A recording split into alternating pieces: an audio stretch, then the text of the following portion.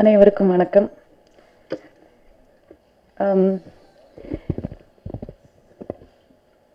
I think கடந்த 10 வருஷத்துல நான் 2 படம் தான் பண்ணியிருக்கேன்.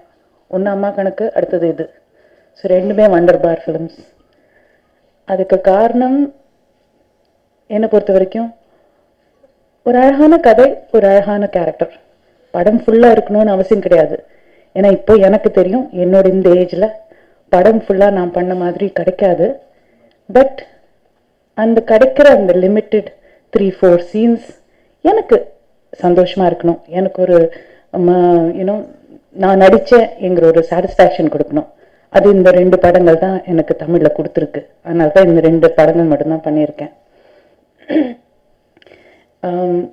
எங்கள் காலங்களில் நாங்கள் படம் ஷூட்டிங் பண்ணும்போது ஒரு குடும்பமாக, ஏன்னா அந்த காலத்தில் கேரவன் எல்லாம் கிடையாது, ஒரு குடும்பமாக அங்கே படத்தை பண்ணுறது உண்மையாக நம்ம படத்துக்காகவே ஒவ்வொருத்தரும் உழைப்பாங்க. அந்த உண்மை பல வருஷங்களுக்கு அப்புறம் நான் இந்த ஒரு ப்ரொடக்ஷனில் தான் பார்த்துருக்கேன். அது இந்த மேடையில் பேசின ஒவ்வொருத்தர் பேச்சுலையும் அவங்களுடைய வார்த்தைகள்லையும் தெரியறது. அவங்க எவ்வளோ உண்மையான சில விஷயங்கள், அந்த வார்த்தைகள் அழகுக்காக இல்லை, நம்ம மேடை பேச்சுக்காக. ஒருத்தர் ஐஸ் போட்டு இது பண்ணும், இல்லை எனக்கு அடுத்த படம் கிடைக்கும், அஃப்கோர்ஸ் அதுவும் இருக்கு Dhanush. But but the thing is, மனசுல தோன்றது ஒவ்வொருத்தரும் பேசியிருக்காங்க. எனக்கு நிஜமா என்னோட கண்ணு கலங்கி போச்சு. இந்த மாதிரி ஒரு மேடை, ஒரு ப்ரெஸ் மீட்டுக்கு பல வருஷங்கள் ஆச்சு. ஆனா இந்த மாதிரி ஒரு மேடை பார்த்தும் பல வருஷங்கள் ஆச்சு. ஒரு உண்மையான ஒருத்தர்கிட்ட இந்த மட்டும்தான் ஒரு உண்மையான கதை, ஒரு உண்மையான படம் வர முடியும். அந்த ஒரு நம்பிக்கை எனக்குள்ள எப்பவுமே இருந்திருக்கு. அந்த நம்பிக்கையை மறுபடியும் உறுதி பண்ணியிருக்கார் தனுஷ். அண்ட் அவரோட கம்ப்ளீட் டீம், வண்டர் பார் டீம், அந்த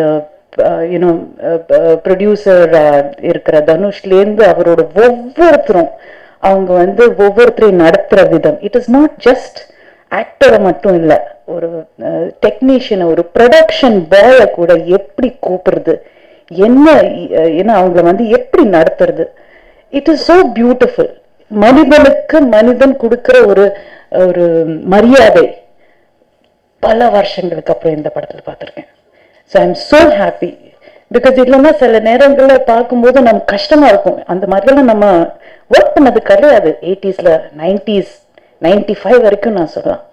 அதனால நம்ம ஒரு பெரிய ஒரு படத்துக்காக என்னெல்லாமோ வச்சிருக்கோம், எப்படி எல்லாமோ வச்சிருக்கோம், காடு, மழை, வெயில், அந்த மாதிரி எல்லாம். இப்போ அது கிடையாது.